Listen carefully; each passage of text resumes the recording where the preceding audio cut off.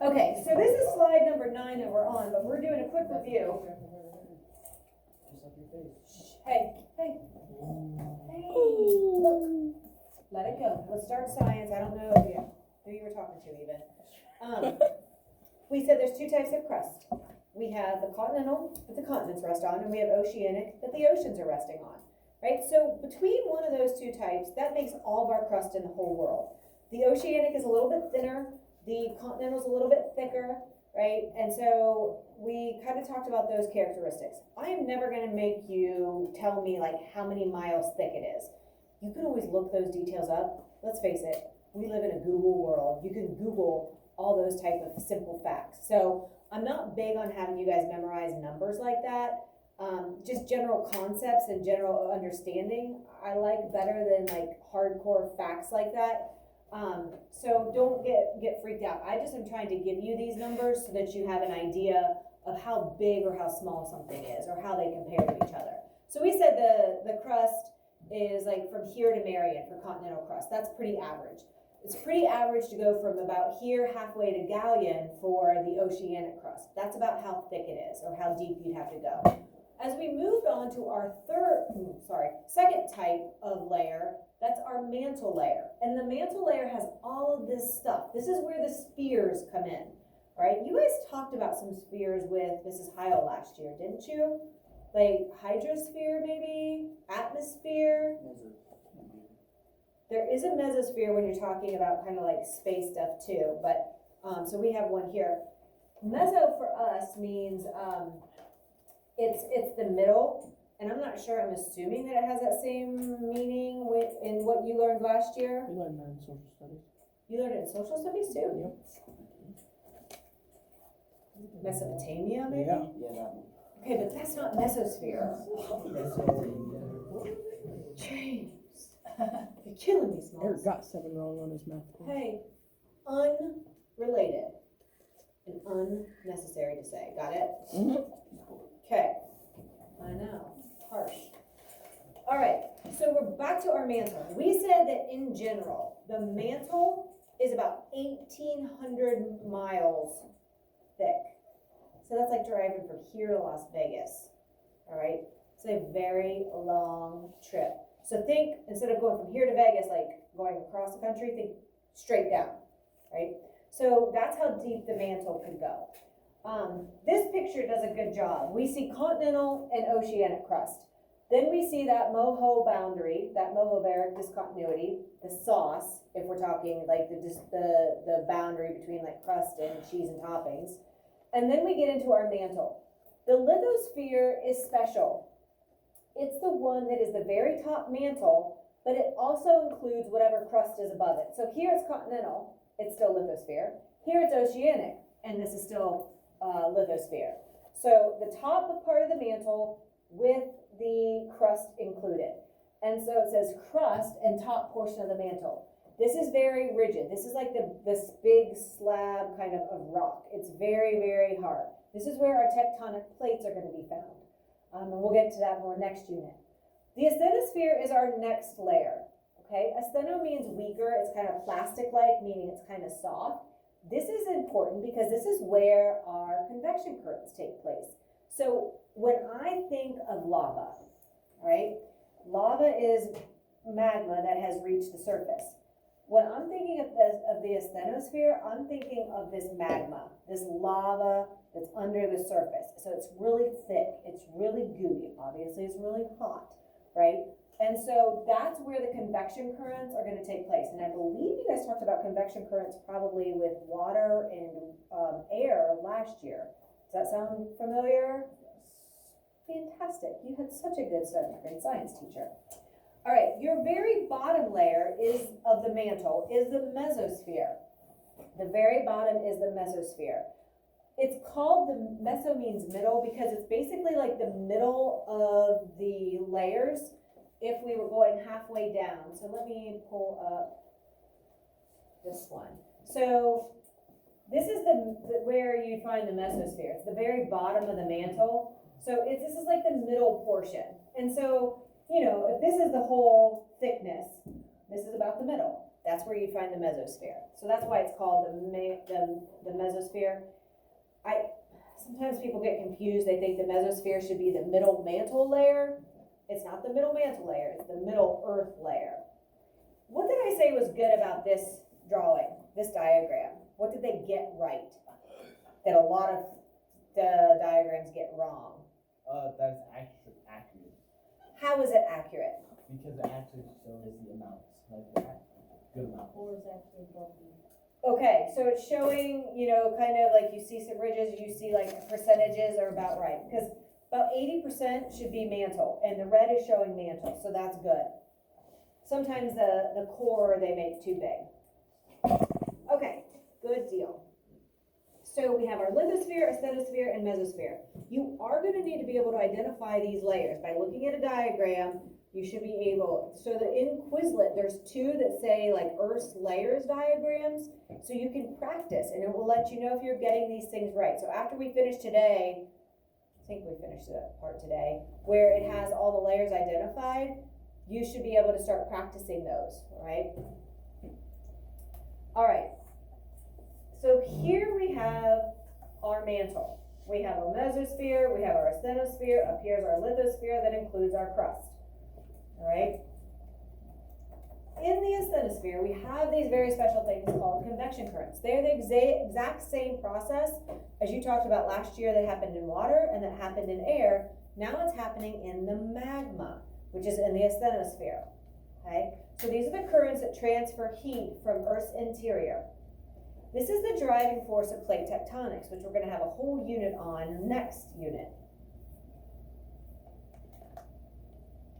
So the heat is coming from the core, and I think, Braden, you might have asked, where's the heat come from, or how is the Earth hot, right? Well, internally, it's coming from the core, and we'll talk about why that is in a little bit, but this is where the heat source is coming from, all right? And so it's warming things up from the inside, working its way to the surface.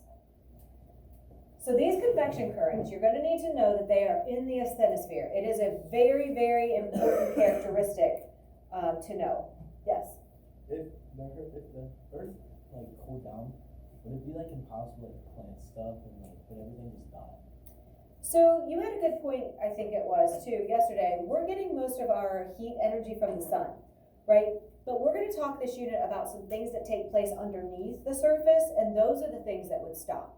And so after we learn from this unit and some next unit what's going on beneath the surface, we'll talk more about that, okay? So once we learn what's actually going on, we'll talk about, well, what would happen if those things stopped? All right, so hold that thought. I know I keep pushing you guys off, but we're going to get to it, I promise. Okay, so convection currents. Again, these are taking place in the mantle, in our asthenosphere specifically. And so we're going to review how convection currents work. And that's awesome that you guys remember them. We'll see how much of the details you remember. Molten means melted. So we have this melted material in the lowest part of the asthenosphere, which is the closest to the core as it gets. It's going to get warm. The core is where the heat source. So think of the core kind of like a bonfire. It's your bonfire. And so the closer you are to the bonfire, the more heat you're feeling. If you're like, whoa, that's too hot. If you step back and get away from that bonfire, right, it cools off. So kind of think of that idea as well. But the asthenosphere, the bottom of it is closest to the core, so it's the warmer. We know that as things get warm, they become less dense. Dense is like how tightly packed is it, right? And next year we'll talk a lot about it. It's actually mass divided by volume, and we'll calculate it and we'll use it in a lot of different things. But what you need to know right now is like how tightly packed. These marbles are very dense. They are very tightly packed the way they are. If I take some out, they're not as tightly packed, right? Pretty easy to see, less dense, they have more space between them. More dense, they are more tightly packed, right? So as things get warm, they become less dense, they spread out. What do you do when you get hot? Do you like curl up and go, ooh, or do you like spread out? When you get hot, what do you do? What do you do? Spread out. I spread out, right? Like it's just like, oh my gosh, I'm too hot, right? You don't want to be like in a big group, like if you're in the huddle, like for football or basketball or volleyball, and you're all hot and sweaty and you're like all like together. When I was playing, I was always just like, okay, I'll listen, but like I'm hot, like I don't want to be all like grouped together, right? What do you do when you're cold, like it is right now? When you go outside, what do you do? Show me. Right? You get real close. You try to get real small. You get real close together, right? And if you have a bunch of friends, if you're all healthy, showing no COVID symptoms, what would you maybe do? Huddle up in a group, right? You're like, get together. You're like, okay. So think of it like that. When you get hot, you want to spread out, and that's what molecules do too, right? So if you think of these marbles as molecules, if they get hot, they're going to spread out. They become less dense, okay? And so less dense material is going to slowly rise. That's why hot air tends to move to the top of a room. And does anybody have ceiling fans in their house? Do you use them in the winter? Yes. Yeah. Because that hot air is at the top, right? It goes to the top. So you're not having the fan on to cool you off. You're having that fan to circulate that hot air and kind of push it back down. All right, did you ever think about that? Good. Yes? That's what the like switch is. Yeah. There's a switch that kind of rotates down, like it switches like the angle a little bit, and it helps push that air down, right? In the summer, usually we have like the switch where, you know, it's circulating the air to cool, like give you air, right? But in the winter, we just want it to push the hot air down to us. Okay, so think about the things that you already know as it comes to this, because if you try to memorize it, it can get a little bit confusing, right? But if you think about things that you already know and already understand, kind of applying to this. So at the top of the asthenosphere, you're away from the heat source. You're, like if James is the bonfire, if I'm stepped away from him, I've cooled off, right? If I get close, you feel that heat and you get hot again. You back up, you cool off. So if the asthenosphere at the top is far away from the heat source, logic tells you it's going to cool off, right? So again, think about this common sense. Don't memorize it. Memorizing it will get it all jumbly sometimes. So as matter becomes cooler, well, it also becomes more dense. Just like you get more dense. You want to come together. You want to tightly pack yourself in. You don't want your limbs to all be everywhere. You like curl your hands up. You might tuck them under your chin, right? You get real tight and small, trying to get yourself warmer. So the colder you are, the more densely packed you want to make your body. Okay? And the more dense becomes, it starts to sink again. So when things get more dense, more tightly packed, like my marbles here, they're going to slowly start to sink. So you get that cycle. Gets warm, gets less dense, and it rises. It cools off because it's away from the heat source, causing it to get more dense, causing it to sink. Gets warm again, causes it to be less dense and rise. Gets cool, moves away from that heat source, so then it becomes more dense and sinks again. So you get that over and over and over, that cycle. Okay, so as long as there's a heat source, this process is going to continue. Right, here's my heat source. You can see with the red, it gets hot. Oh, I'm away from the heat source. It turns blue and purple, gets more dense, so that means it's going to sink and it's going to fall. Oh, now it's by the heat source again. Right, so it's this perpetual cycle keeps happening. You can see this with water, right? Heat source, water starts the convection current, and so hot becomes less dense, rises, and then it cools off, becomes more dense, and sinks. Gets hot again, becomes less dense, rises, gets cooler, becomes more dense, and sinks. Same process is happening in our asthenosphere. And what's actually happening is our tectonic plates are sitting on top. They're like these big slabs, and they're on top of that process. So as the current is moving like this, the plates are sitting on top, and it pulls them. And so we'll talk a lot about that next unit. But this convection current idea is a huge, huge portion of our plate tectonics. Okay, so we're gonna, we'll look at the videos at the end, we'll finish up the notes first. So we're gonna look at what's going on inside the core. So we've had our crust, our oceanic and continental. Now we have our mantle, which is our lithosphere, our asthenosphere, and our mesosphere. Lithosphere is special because that's where our tectonic plates and our crust is located. Asthenosphere is special because that's where our convection currents happen. Nothing exciting really happens in the mesosphere, it's just the middle of the earth. And then we get to the core. What do you think I do not like about this diagram?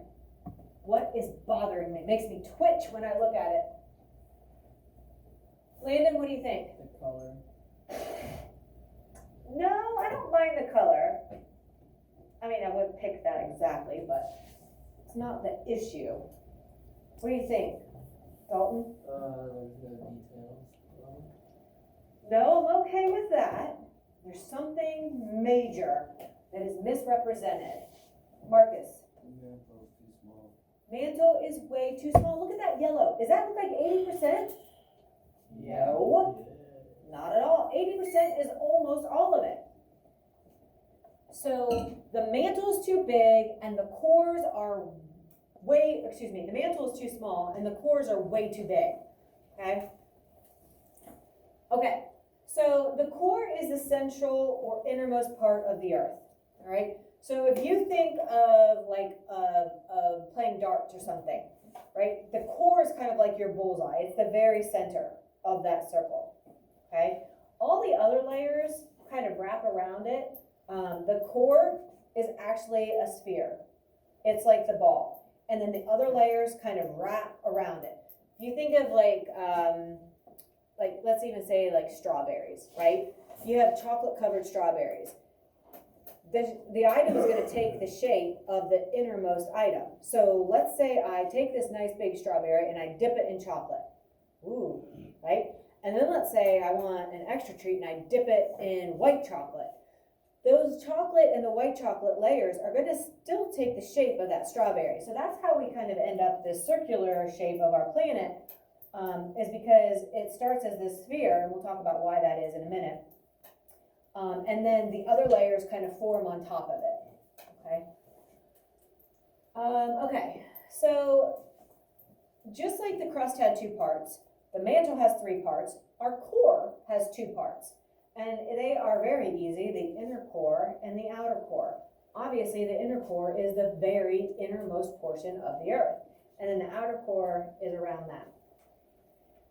Just because they are both core does not mean that they are very similar. They actually have very unique physical properties. So the outer core is going to be the layer next to the mesosphere. So you have crust, you have lithosphere, which includes the crust, you have your asthenosphere, where you have your convection currents, then you have your mesosphere, then you have your outer core, and then you get to the inner core. This is a special layer. It is liquid. You're like saying, what? We have a liquid layer? Actually, yes. It is about 1,400 miles, so 1,400 miles is about like going from here to, like if you go to like Houston, El Paso area, southern part of Texas, 1,400 miles. Okay. Pretty far again, right? Pretty far. So compared to our 4 miles for oceanic crust and our 25 miles for continental crust, the crust is almost nothing compared to the thickness of the other layers. To Vegas, and then you go all the way from here to Houston, right? So very, very extreme in the difference between the thickness of the crust and the other layers. So the other thing that's super important about the outer core is that this is where we get our magnetic field from. There is metallic nickel and iron alloy, which is like an iron-nickel mix. We call them mixtures of metals alloys. And so this is what generates our magnetic field. Okay? That's why things that have magnetic properties will respond because of this layer. If we didn't have this layer, anything that's a magnet wouldn't be a magnet. It would just be you know, whatever it is, like it wouldn't stick. Nothing would stick to my board. Compass wouldn't work, right? None of those magnetic things would exist. So it's kind of an important thing. The outer core is liquid and it's the source of our magnetism. Those two characteristics are what make it important, okay?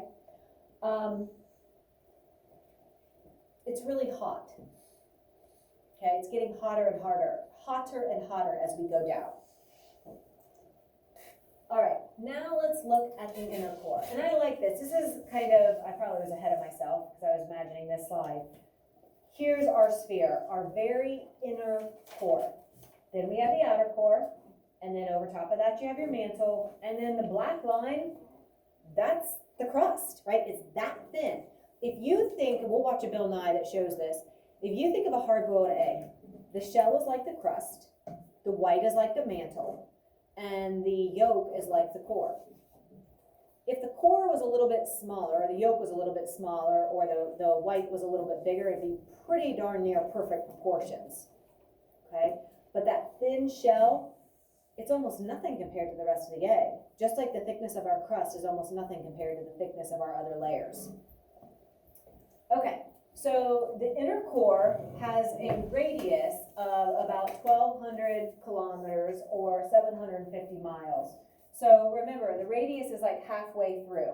Diameter would be the whole all the way through, but if we're talking halfway, it's about 750 miles. That's like from driving from like here to Tulsa, okay? Tulsa, Oklahoma. Okay. I lost. There it is. This is the very center of the earth, right? There is no layer that's any more central than this. So typically when something is hot, it's a liquid. Like think of an ice cube, right? It's not a solid, it is a liquid, right? If you have something that is boiling, right, you have that hot liquid turning to steam even, right? So the absolute hottest part of our earth is the core, the inner core. So why the outer core is a liquid, which is what you'd expect it to be, like lava, right? Flowing, liquidy, it's melted. Why do you think the inner core could be a solid even though it's hotter than the outer core? Any guesses? David, what do you think? It has a higher heat tolerance. No? It's a good guess. Because different things do have a different, like melting and boiling point.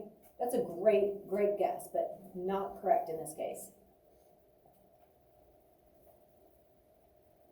Any thoughts? Have you ever gotten buried in snow? Like you have snow and people are like burying you, or you're in the sand and like they're burying you. Has that ever happened to you? No. No? It's the pressure.